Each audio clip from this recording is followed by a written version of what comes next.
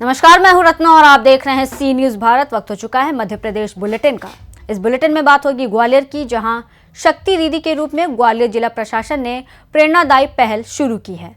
साथ ही बात होगी विदिशा की, जहां अंतर्राष्ट्रीय विद्यार्थी परिषद ने छात्र संघ चुनाव की मांग को लेकर उच्च शिक्षा मंत्री के नाम सौंपा ज्ञापन।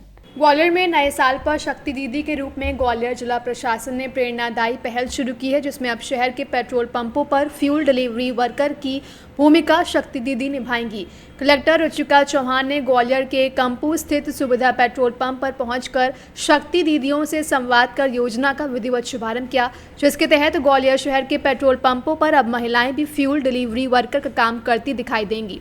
मुख्यमंत्री डॉक्टर मोहन यादव की मंशा के अनुरूप महिलाओं को आत्मनिर्भर बनाने के उद्देश्य से कलेक्टर रुचिका चौहान ने यह पहल की है, जिसमें शहर के पेट्रोल पंप पर अलग अलग महिलाओं ने एक साथ यह काम शुरू किया। कलेक्टर रुचिका चौहान ईदगाह कंपू के समीप स्थित सुविधा पेट्रोल पंप पर शक्ति दीदी पहल के शुभारंभ आयोजन में पहुंची। यहां एसपी धर्मवीर सिंह यादव सहित फ्यूल डिलीवरी वर्कर के लिए चयनित शक्ति दीदियां मौजूद रहीं। सर, मुझे बहुत अच्छा लग रहा है यहाँ पर आके। मैं चाहती हूँ और भी महिला वगैरह होना, वो ये ज्वाइन करें, है ना, क्योंकि और काम से ये बेटर है यहाँ पे आना, है ना। यहाँ पे सब लोग भी बहुत अच्छे हैं। प्रशासन ने किस तरीके से मदद की है, किस तरीके से? कुछ लाभ तो अभी तो नहीं पता, आज तो मेरी ज्वाइनिंग हुई है ना। मेरे को बताया कि 8,000 रुपये सैलरी है और ना वैसे इसमें छुट्टी नहीं मिलती, छुट्टी भी दी है। 9 से 5 ड्यूटी है यहाँ की सर, और अच्छा है सब। कैसा लग रहा है आपको? अच्छा लग रहा है, जब भी तो बोल रही हूँ औरों को भी आना चाहिए करना, और काम से अच्छा है ये, है ना। मैम ने यही कहा कि ना तुम ना औरों को प्रेरित करो, अच्छा काम करना, यहाँ पर औरों को बोलना कि ये काम अच्छा है ना। मैंने खुद देखा है, आज मेरी ज्वाइनिंग है ना, और सब अच्छा है सब। मेरा मीना जाटव। माननीय मुख्यमंत्री जी के जो फोकस के विषय हैं 2025 के लिए, उसमें महिला एक मेजर फोकस एरिया है। और हमारे महिला बाल विकास विभाग में हम लोग एक जानकारी रखते हैं, जिसमें कि परित्यक्ता महिलाएं हैं, जो लोग अब अकेले रहते हैं या अपने पेरेंट्स के पास रहते हैं और कुछ बहुत अच्छा उनके पास काम का सोर्स नहीं होता, तो साल भर हम उनको अलग अलग चीज़ों में एंगेज करते रहे पहले भी, जैसे कभी ब्यूटी पार्लर का ट्रेनिंग कराना इत्यादि। तो एक ये विचार आया कि ग्वालियर क्षेत्र में महिलाओं का पब्लिक स्पेस में प्रेजेंस यदि बढ़ेगा, तो हमेशा स्टडीज़ में देखा गया है कि उस एनवायरनमेंट में एक तो कॉन्फिडेंस बिल्ड होता है, ट्रस्ट बिल्डिंग होती है, और महिलाओं के कॉन्फिडेंस में भी वृद्धि देखी जाती है। तो पेट्रोल पंप एक ऐसी जगह है जिसमें दिन भर लोग आते हैं, और ये दिल्ली, पुणे, बॉम्बे, इनकी स्टडीज़ में पाया गया कि जहाँ जहाँ महिला पंप संचालक या उनकी पूरी टीम काम करती है, तो वहाँ पर जनता में भी बहुत ट्रस्ट डेवलप होता है और पंप की फंक्शनिंग बड़ी सुचारू रूप से चलती है। तो इस विचार को लेते हुए हमने आज एक शुभारंभ किया है। 5 पेट्रोल पंप्स के साथ हम स्टार्ट कर रहे हैं, और हमारी ये शक्ति दीदियाँ यहाँ पर दोपहर की शिफ्ट में काम करेंगी और शुरुआत के कुछ दिनों में अपनी ट्रेनिंग प्राप्त करेंगी और काम शुरू करेंगी। कितनी महिलाएं लगभग अभी? आज फर्स्ट डे पे हम लोगों ने 6 महिलाओं को अलग अलग विभिन्न पंप पे लगाया, और इनको देखते हुए अभी जिस पंप पे हम हैं, अभी एक महिला तो यहीं पर ही आ गई, उनको देखते हुए ही आ गई। बिल्कुल, निश्चित रूप से हम लोगों ने पुलिस विभाग के साथ में, एसपी साहब के साथ में कोऑर्डिनेट करके ये सुनिश्चित किया है कि जो महिलाएं यहाँ पर काम करें, इनके पास में महिला डेस्क का नंबर रहे, लोकल थाने का नंबर रहे, और जो हमारी पुलिस की बीट मॉनिटरिंग होती है, वो भी टाइम टू टाइम इन लोगों से आकर के बीच में मिलते हुए, घूमते हुए निकल जाएगी।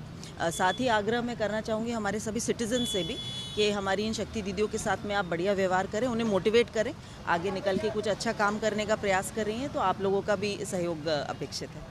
Thank you. ये ग्वालियर ज़िले में ये एक अभिनव पहल है, जिसमें कि हम महिला कर्मियों को पेट्रोल पंप पे एम्प्लॉयमेंट दे रहे हैं। महिला सशक्तिकरण के क्षेत्र में एक बहुत ही सराहनीय पहल है, जिसमें कि महिला कर्मी नियुक्त की गई हैं। हम लोग यहाँ पे आए हैं, तो जिन पेट्रोल पंपों पे ये ड्यूटियाँ करेंगी, उनकी सुरक्षा निश्चित रूप से एक बड़ा पॉइंट है। तो उनको हमारे बीट प्रभारियों से मिलवाया गया है, बीट प्रभारियों के फ़ोन नंबर्स दिए गए हैं। इन पेट्रोल पंपों के जो कैमरे हैं, CCTV कैमरे, उनको चेक किया गया है, और लगातार ये कैमरे काम करेंगे, क्योंकि ऐसा इनमें आत्मविश्वास भी आएगा और बहुत ही प्रभावी ढंग से लोग अपना काम कर पाएंगे। तो ये न केवल खुद रोजगार पाएंगी बल्कि इन महिला कर्मियों को देख के बाकी महिलाएं भी प्रेरित होंगी और एक अच्छा वातावरण ग्वालियर में बनेगा। ग्वालियर से सी न्यूज संवाददाता शिवम सिंह चौहान की रिपोर्ट। शाहजहांपुर में वर्ष 2024 में वाहन दुर्घटना में बड़ी संख्या में लोग घायल एवं मृत हुए हैं। माह जनवरी वर्ष 2024 से माह दिसंबर 2024 तक के आंकड़ों पर नजर डालें तो कुल 142 मृत व घायल 443 कुल 585 हुए हैं, जबकि हत्या की संख्या इस अवधि में कुल 11 हुई है। इससे स्पष्ट है कि अन्य कारणों से हुई मानव मृत्यु की तुलना में वाहन दुर्घटना से संबंधित मृत्यु की संख्या बहुत अधिक है। इसी गंभीर एवं चिंतामयी मतों के विषय में अध्ययन कर दुर्घटनाओं से संबंधित होने वाली मृत्यु के संबंध में वरिष्ठ पुलिस अधीक्षक यशपाल सिंह राजपूत द्वारा एक सुरक्षात्मक एवं समाधान कारक नई पहल को नए वर्ष 1 जनवरी 2025 से पुलिस विभाग में अमल में लाया गया है, जिसका सार्थक वाक्य है हेलमेट अनिवार्य। शाहजहांपुर से सी न्यूज संवाददाता रमेश की रिपोर्ट। उमरिया में नए साल में मोहन सरकार का बस संचालक से लेकर प्रदेशवासियों को पैदल चलने और चलाने का तोहफा मिला। सरकार और जनप्रतिनिधि प्रशासन की विफलता के चलते प्रदेश भर में बस संचालकों ने अपने बसों के पहिए जाम रखे, जिस कारण प्रदेश भर में यात्रियों को परेशानी का सामना करना पड़ा। सरकार की विफलता का ताजा मामला क्या है, क्यों है बस के पहिए जाम, जानते हैं। मैं पूरन लाल यादव ड्राइवर हैं? मैं ड्राइवर हूँ। आज सारी बसें उमरिया बस स्टैंड में खड़ी हैं, क्या वजह है खड़ी होने का? ये तो अभी सुनने में आ रहा है कि परमिट के बजाय रुका है, इसीलिए कुछ बसों के परमिट है, फिर भी एक नियम के तहत रोक दिया गया है कि सभी बस रुका जाए। इससे कितनी बसें प्रभावित हुई हैं आज? इसमें करीब 50 से 56 बस से ऊपर ही हो। ये उमरिया ज़िले में कि हर जगह? सिर्फ उमरिया ज़िले में, ऐसा हर सभी ज़िले में होना है, ये क्लियर है। तो यात्रियों को परेशानी हो रही है? यात्रियों को तो काफ़ी परेशानी है आने जाने, क्योंकि आज नया वर्ष भी था, तो जिनको समय से पहुंचना है, किसी का वादा ही है, किसी का कुछ भी है, तो ये सब नहीं कर पा रहे लोग। अर्थव्यवस्था सब गड़बड़ा गई। हमारी भी गाड़ी में 2-4 सीट थे आगे के, कोई किसी को अंबिकापुर जाना है, किसी को शहडोल जाना है, ये सब हम फिर ऑटो टैक्सी में भिजवाए। यही सब हो रहा है सर अभी तो। कहाँ जा रही थी? कौड़िया। कब से खड़ी हैं यहाँ? 4 बजे से।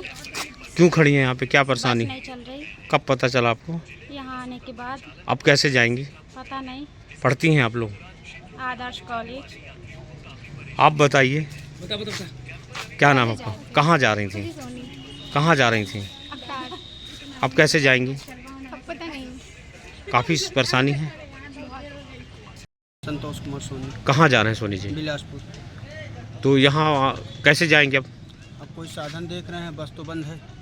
कब पता चला आपको बस बंद है? अभी हमको पता चला। कितना दूर है यहाँ से बिलासपुर? यहाँ से बिलासपुर 40 किलोमीटर है। परेशानी हो रही है? बहुत परेशानी हो रही है। ये प्रदेश स्तरीय बंद है, उसका कारण केवल ये है कि जो बस ऑपरेटरों को अस्थायी परमिट हर महीने दिए जाते थे।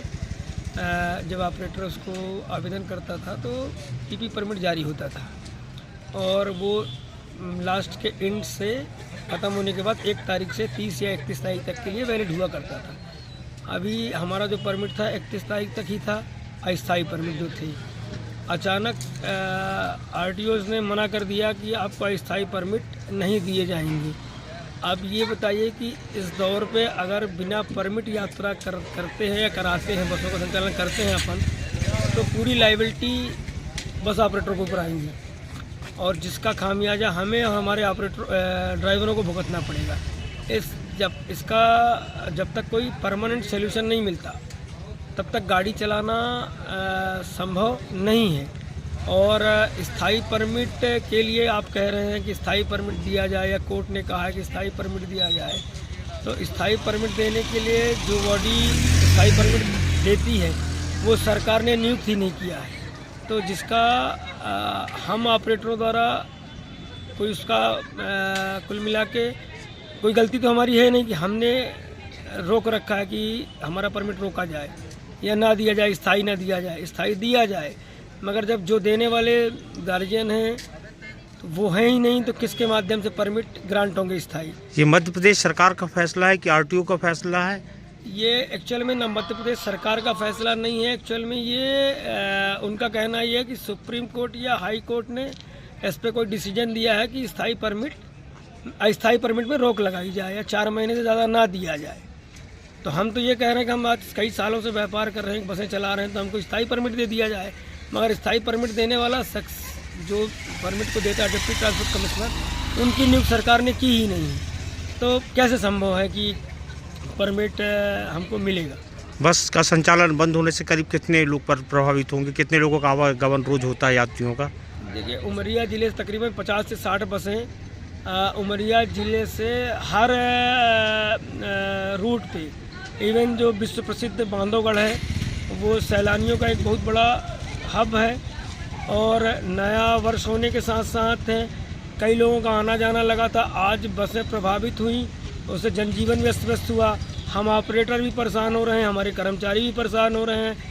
और फाइनेंस की गाड़ियां हैं और इनको चलाना, टैक्स देना, किस्त देना, मेंटेनेंस करना, इंश्योरेंस कराना। उमरिया से सी न्यूज़ संवाददाता नीरज की रिपोर्ट। मध्य प्रदेश के विदिशा जिले में आने वाले तहसील शमशाबाद में शासकीय महाविद्यालय में अंतर्राष्ट्रीय बजरंग दल के संस्थापक अध्यक्ष दिनेश दादा पाटिल के निर्देश अनुसार एवं अंतर्राष्ट्रीय बजरंग दल मध्य भारत प्रांत द्वारा संचालित अंतर्राष्ट्रीय विद्यार्थी परिषद के मध्य प्रदेश के प्रदेश अध्यक्ष राजकुमार विश्वकर्मा के निर्देश अनुसार आज अंतर्राष्ट्रीय विद्यार्थी परिषद के द्वारा विदिशा जिले की तहसील में आने वाले शासकीय महाविद्यालय शमशाबाद में विदिशा जिले के जिलाध्यक्ष प्रयास विश्वकर्मा के द्वारा शासकीय महाविद्यालय शमशाबाद में डॉक्टर SK गौतम को ज्ञापन सौंपा गया। विदिशा से सी न्यूज़ संवाददाता प्रयास विश्वकर्मा की रिपोर्ट। उज्जैन में प्रसिद्ध बावन कुंड स्थित सिंधिया ट्रस्ट सूर्य महल शिप्रा नदी किनारे हरे भरे पेड़ों का कत्ल हो रहा है। इधर मध्य प्रदेश सरकार बोल रही है कि हर नगर हर गांव में हरे भरे पेड़ लगाओ, मगर उज्जैन में शिप्रा नदी किनारे तो अलग ही आलम देखने को मिल रहा है। लकड़ी माफियाओं के द्वारा लगातार हरे भरे पेड़ों को काटकर आरा मशीनों पर ले जा रहे हैं। ना ही किसी अधिकारी का इस ओर ध्यान है। लकड़ी माफिया के इतने हौसले बुलंद है कि ना तो किसी अधिकारी का डर है और ना ही किसी ग्रामीणों का। अब सवाल ये भी उठता है कि जब सूर्य महल निगरानी रखने के लिए होमगार्ड को भी निगरानी के लिए रखा गया है, मगर शायद होमगार्ड भी या तो लकड़ी माफियाओं से मिले हुए हैं या फिर रोजाना गहरी नींद में सोते हैं। अब देखने वाली बात यह है कि मध्य प्रदेश शासन इन लकड़ी माफियाओं के ऊपर किस प्रकार की कार्रवाई करते हैं। उज्जैन से सी न्यूज़ संवाददाता सुरेश जाटवा की रिपोर्ट। फिलहाल इस बुलेटिन में बस इतना ही। देश और दुनिया की तमाम बड़ी खबरों के लिए देखते रहिए सी न्यूज़ भारत।